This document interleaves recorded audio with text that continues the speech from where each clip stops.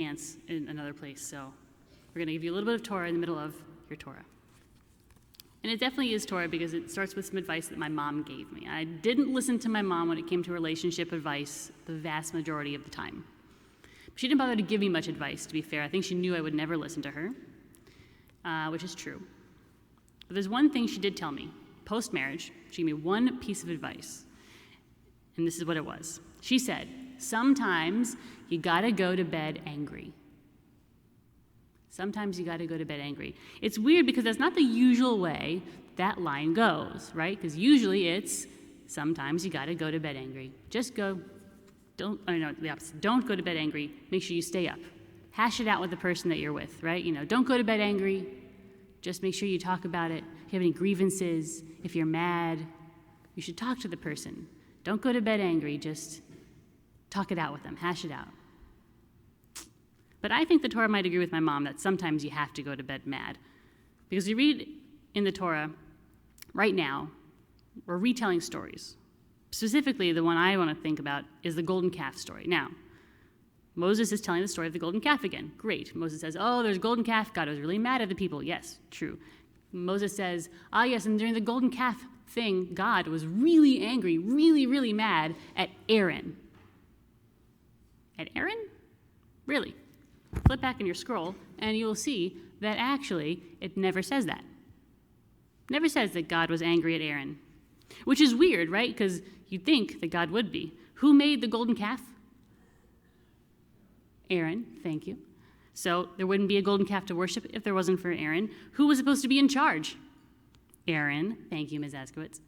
Who was supposed to be, holding down the fort and making sure everybody stayed out of trouble?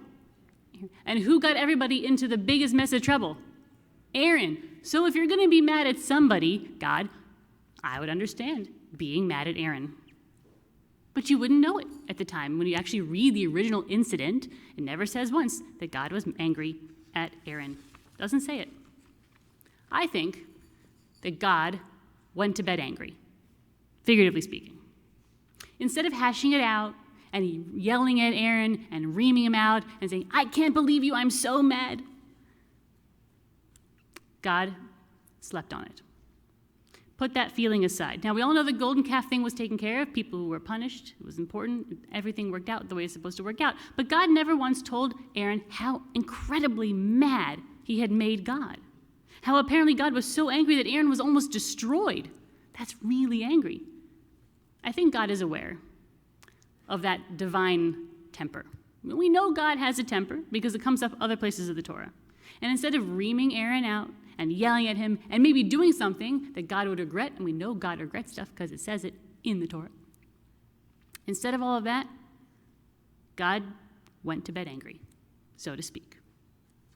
God must have looked down at the situation going on down there, and all the people were so excited for their new idol and dancing around, and Aaron, the guy who built the idol, just standing there, and God must have just felt all that anger welling up inside. And, I can't believe it that Aaron, so to speak, backburnered that feeling. Thought to God's self, you know what, I can always check back in with that feeling, that angry feeling, and maybe after giving myself some time to cool down, I won't be so mad after all. And as it turns out, God wasn't. We all have the opportunity to do similarly in our own lives, in any situation with a partner or a child or a colleague or a friend. Even when we're justifiably mad, even when we are justifiably angry at that person, we find ourselves feeling mad. Sometimes it's just better to go to bed angry. Not saying don't deal with a situation, don't deal with the facts. You should. You should resolve the issues you have in your relationships. But give yourself the space to feel whatever it is that you're going to feel. And feelings like anger, they need room to breathe. And sometimes when you give them the room to breathe, they can dissipate. You might find you can resolve the kind of issue that you're having with somebody without lashing out at them, especially if it's a person you care a lot about. You don't want to lash out at them. And you might also find after a night's rest, it's not such an issue after all.